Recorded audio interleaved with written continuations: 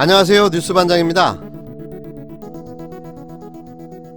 승격집을 사퇴하라! 시민협회 청산하자!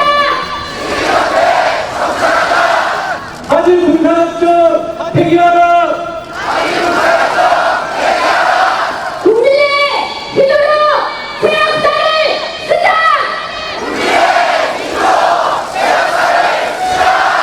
촛불의 힘으로 세역사를 쓰자!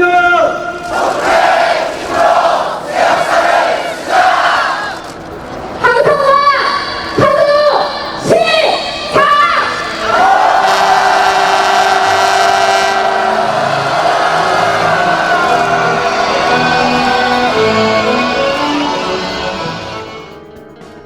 독립운동은 못해도 불매운동은 한다.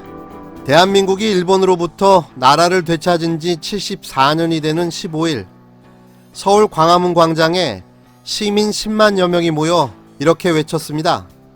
750여 개 시민단체로 꾸려진 아베규탄 시민행동은 이날 광복절 74주년을 맞아 서울 종로구 광화문 광장에서 역사 왜곡 경제 침탈, 평화 위협 아베규탄 및 정의평화 실현을 위한 제5차 범국민 촛불 문화제를 열었는데요. 촛불 문화제는 일본 기업이 강제동원 피해자들에게 배상하라는 대법원 판결 이후 일본이 경제보복 조처를 시작한 뒤인 지난달 20일부터 서울 종로구 평화의 소녀상 앞에서 시작됐습니다.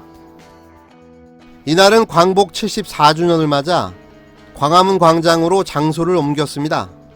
일본에서 온 다카타겐 한일시민연대 공동대표는 한국과 일본의 시민들은 서로 손을 잡고 아베 정권을 무너뜨리기 위해 끝까지 싸워 나갑시다라고 소리쳐 외쳤는데요. 시민들은 반일이 아닌 반아베라는 기조 아래 뭉쳤음을 강조하며 한일 시민 간의 연대가 필요하다고 주장했습니다. 이날 발언에 나선 한일 시민 공동대표인 다카타겐은 오늘 여러분들이 들고 계시는 노 아베, 이런 피켓들은 굉장히 마음 아프게 보고 있다. 이런 구호를 뚫고 나서야 하는 책임이 일본 시민운동에도 있다며 우리는 일본 시민 이름 아래 다시 전쟁의 길을 걸어가려 하는 아베 정권을 타도하기 위해서 끝까지 싸워 나가겠다고 밝혔습니다. 박진용 아산 YMC 사무총장도 소녀상이 일본에 의해 가로막히자 이를 반대한 시민들, 제1번 한국 YMCA 앞에서 야스군이 반대를 하며 모였던 일본 시민들, 한국 대법원 판결을 존중해야 한다고 외쳤던 일본 지식인들의 목소리를 소중하게 생각한다며 한국과 일본 시민이 끝까지 의연하게 갔으면 좋겠다고 말했는데요. 일본 제품 불매운동을 계속하겠다는 목소리도 나왔습니다.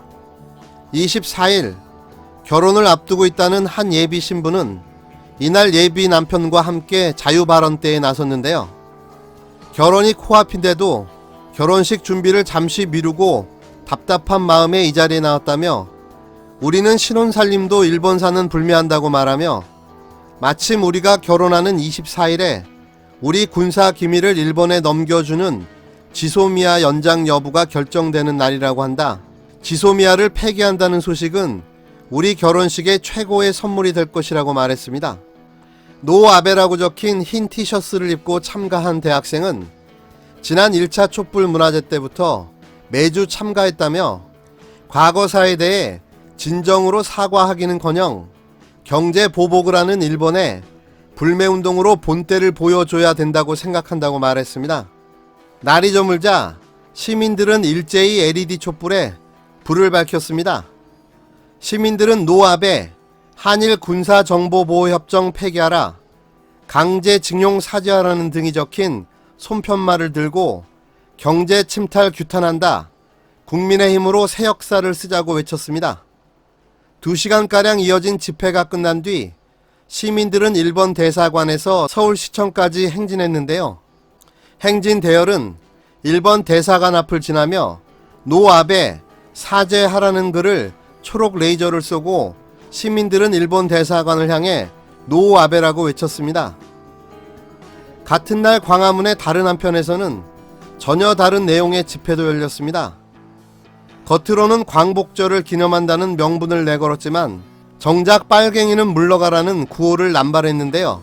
태극기를 든 사람들이 광화문 광장을 가득 메웠습니다. 이승만 전 대통령 얼굴 아래 건국 71주년이라고 쓰인 대형 현수막도 걸렸는데요. 보수 기독교 단체가 중심이 돼 개최한 자유민주주의 수호대회였습니다. 이날 집회에 참석한 보수 농객 조갑재 씨는 친일 반일이 애국입니까? 여러분 반일이 애국입니까? 미국과 일본은 우리의 친구입니다 라며 친일 옹호 발언을 서슴지 않았는데요. 또 김문수 전 경기도지사는 지금 청와대는 전부 빨갱이가 다 채웠다. 빨갱이는 물러가라. 문재인은 물러가라라고 외쳤고, 우리 공화당 조원진 대표는 죄 없는 박근혜 대통령 석방을 주장하기도 했습니다.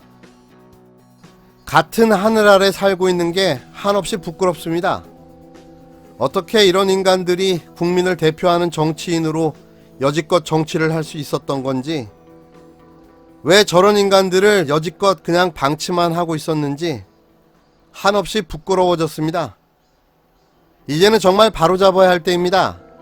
2020년 내년에는 두 번 다시 저런 인간들을 대한민국 정치판에서 영원히 퇴출시키는 원년이 되기를 바라봅니다.